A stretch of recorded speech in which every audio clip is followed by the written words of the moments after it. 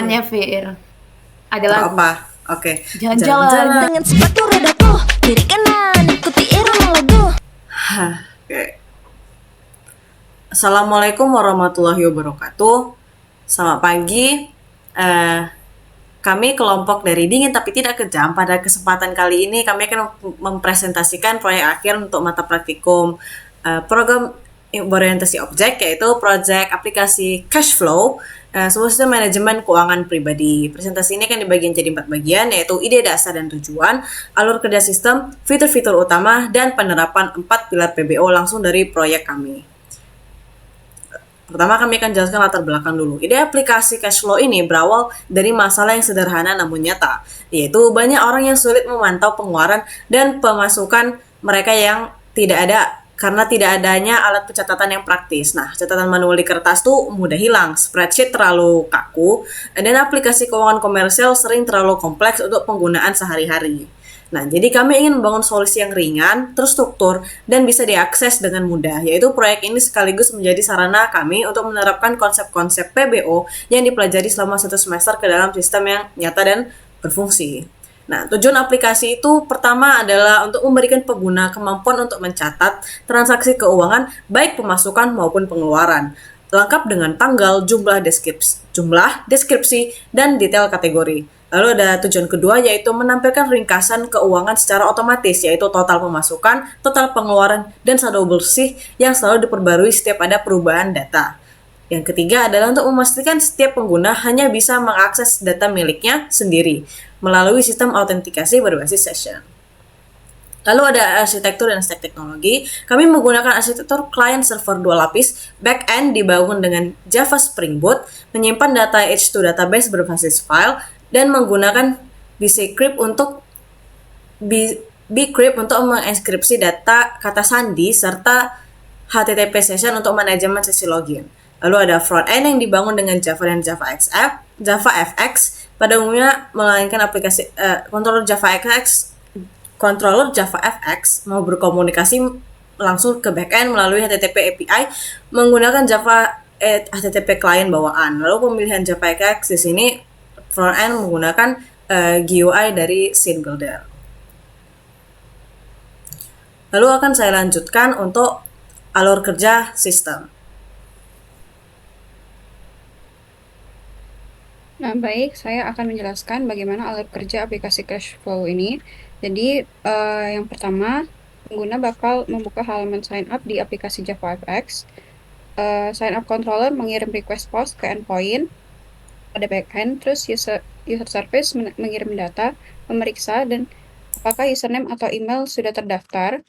Nah, jika belum, password dienkripsi menggunakan Bcrypt password encoder, lalu objek user disimpan ke database H2. Lalu, backend mengembalikan response berisi status sukses beserta data pengguna. Tahap keduanya, kita akan masuk ke login dan manajemen sesi. Pengguna akan mengisi form login di login controller, aplikasi mengirim post ke API login, backend verifikasi, dan mendukung login dengan username atau email. Jika valid, backend menyimpan objek user ke dalam HTTP session dan mengembalikan data pengguna. Di sisi front-end, data tersebut disimpan ke session manager, sehingga bisa diakses dari seluruh controller JavaFX tanpa perlu request ulang. Selanjutnya, tahap ketiga itu setelah login, dashboard controller memuat 2 request sekaligus, yaitu get API transactions untuk mengambil daftar transaksi, dan get API transaction summary untuk mengambil total income, expense, dan balance. Keduanya ditampilkan di tabel view dan label JavaFX. Backend menggunakan GPQL query dengan call-length agar hasilnya tidak nol meski belum ada transaksi. Tahap keempat, yaitu untuk menambahkan transaksi, income, atau expense. Pengguna membuka dialog tambah pemasukan atau pengeluaran, add income controller, dan add expense controller masing-masing membangun objek model income dan expense secara lokal, mewarisi abstract class transactions untuk validasi data sebelum dikirim ke API. Data kemudian dikirim via post ke API transactions, dan backend menyimpan transaksi baru yang terhubung ke user yang sedang login melalui sessions. Tahap kelima, pengguna bisa mencari transaksi melalui kolom pencarian yang memanggil get API transactions. Lalu backend melakukan pencarian case insensitive di kolom descriptions dan details sekaligus untuk menghapus pengguna memilih baris di table view, lalu klik tombol hapus yang memanggil delete. Backend memverifikasi bahwa transaksi tersebut milik user yang sedang login sebelum menghapusnya. Nah, saat logout, aplikasi mengirim post ke API logout yang membuat HTTP sessions di backend tidak valid, dan di sisi frontend, Sessions Manager dipanggil untuk membersihkan data user lokal, dan pengguna dikembalikan ke halaman login dan tidak bisa mengakses dashboard tanpa login ulang. Baik, selanjutnya saya akan menjelaskan fitur-fitur utama dari aplikasi kami. Yang pertama itu ada registrasi dan login dengan Bscript. Sistem autentikasi mendukung registrasi pengguna baru dengan validasi duplikasi username dan email. Jadi passwordnya tidak pernah disimpan dalam bentuk asli. Dia selalu dienkripsi dengan Bscript password encoder sebelum masuk ke database. Login mendukung input berupa username atau email memberikan fleksibilitas kepada penggunanya. Lalu fitur kedua ada manajemen sesi via HTTP session dan session manager singleton. Jadi di backend status login dijaga melalui HTTP session Spring Boot. Di frontend JavaFX kami membuat kelas session manager dengan pola singleton menggunakan eager initialization. Singleton ini menjadi sumber kebenaran tunggal untuk data pengguna yang sedang aktif, dapat diakses dari controller manapun tanpa diduplikasi objeknya. Lalu fitur ketiga ada dashboard dengan ringkasan keuangan real time. Dashboard ini menampilkan 3 angka utama, yaitu total income, expense, sama balance bersihnya. Jadi ketiganya dihitung di sisi backend menggunakan JPQL query dengan sum dan collage sehingga akurat dan efisien. Angkanya juga diformat dalam mata uang rupiah menggunakan number format dengan lokal Indonesia di sisi JavaFX-nya. Lalu yang keempat itu ada kategori transaksi berjenjang. Jadi pengeluaran menggunakan sistem kategori itu dibagi 2 tingkat. Ada expense kategori yang berisi makanan, transport, belanja, hiburan, dan lainnya. Dan expense subkategori yang berisi detail seperti sarapan, makan siang, bensin, Grab, bioskop, dan lain-lainnya. Pemasukan itu menggunakan enum income source seperti gaji, bonus, uang saku, investasi, freelance, dan lainnya. Semua ini didefinisikan sebagai enum. Java memastikan nilai yang dimasukkan itu selalu valid. Baru fitur kelima ada pencarian untuk transaksinya. Pengguna bisa mencari transaksi berdasarkan kata kunci yang dicari sekaligus di kolom description dan detail. Dengan case insensitive matching, backend menggunakan Derived Query Spring Data JPA yang panjang namun otomatis tanpa perlu menulis SQL yang manual. Lalu fitur terakhir itu adalah keamanan data per user via session. Setiap endpoint transaksi memverifikasi sesi login dengan memproses request. Jadi transaction controller menggunakan session user service get login user session untuk mengambil objek user aktif dari sesi. Lalu seluruh query database otomatis difilter berdasarkan user tersebut, sehingga tidak ada celah pengguna A mengakses data pengguna B.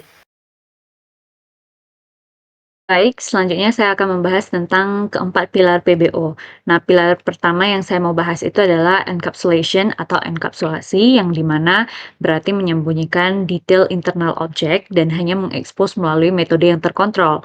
Contoh terbaiknya ada di kelas entity transaction pada backend. Nah, ini adalah kelas transaction.java di dalam folder entity. Nah, seluruh atribut seperti ID, transaction type, amount, date, description, user akan dideklarasikan private. Artinya tidak ada kode lain yang bisa langsung mengubah nilai amount tanpa melewati set amount. Nah, ini adalah contoh dari enkapsulasi, yaitu datanya itu terlindungi dan aksesnya itu terkontrol. Lalu pilar yang kedua itu ada inheritance atau pewarisan. Nah, pewarisan diterapkan itu paling jelas di sisi front-end JavaFX pada hierarki mode transaction. Nah, kami membuat abstract class transaction sebagai parent, lalu 2 subclass yaitu income dan expense. Nah, ini adalah abstract class dari transaction di front-end. Kemudian subclass income mewarisi transaction dan mengimplementasikan metode abstraknya. Nah, begitu pula expense yang memiliki atribut tambahan seperti kategori dan subkategori dan mengimplementasikan get detail dengan cara berbeda. Contohnya, menggabungkan kategori dan subkategori di mana keduanya mewarisi amount, date, dan description dari parent tanpa mengulang deklarasi. Lalu pilar yang ketiga itu adalah polymorphism, di mana bisa kita lihat secara jelas dari dua sudut, yaitu yang pertama adalah pada metode get detail yang dipanggil dengan cara yang sama namun menghasilkan output berbeda tergantung objeknya income atau expense. Lalu yang kedua secara struktural pada add expense controller yang menggunakan abstract class transaction sebagai tipe referensi. Nah, di sini itu kita bisa lihat bagaimana sih get detail ini berpolymorphism. Lalu di sini juga ada kode yang memanggil transaction get.getDetail.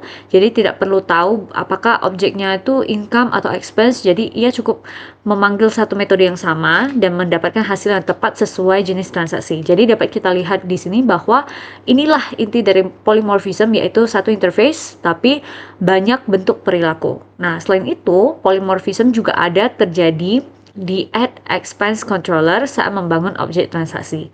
Lalu untuk pilar yang terakhir, yaitu pilar keempat, itu ada abstraction atau abstraksi yang berarti menyembunyikan kompleksitas dan hanya menampilkan antarmuka yang diperlukan. Nah, di sini itu proyek kami menerapkan abstraksi di dua tempat yang paling penting, yaitu yang pertama itu melalui GPA repository di backend, di mana transaction repository ini hanya mendefinisikan interface dengan beberapa metode, namun secara otomatis itu mendapatkan puluhan operasi database dari Spring Data GPA. Lalu di sini tidak ada satu baris SQL manual, tidak ada koneksi database, tidak ada prepare statement, di mana semua detail transaksi itu tersembunyi di balik abstraksi GPA repository. Nah, kedua abstraksi juga terjadi di kelas abstract transaction di front end. Kelas ini itu menyembunyikan detail implementasi masing-masing jenis transaksi dan mewajibkan subkelas untuk mengimplementasikan get transaction type dan get detail, di mana dua metode yang menjadi kontrak antarmuka bagi seluruh sistem. Nah, transaction service kemudian menggunakan repository ini dengan cara yang sangat bersih. Nah, juga dapat kita lihat ada tiga logika bisnis yang bersih tanpa satu pun detail teknis database yang terlihat. Maka inilah yang kita simpulkan sebagai abstraksi. Oke, baik, terima kasih.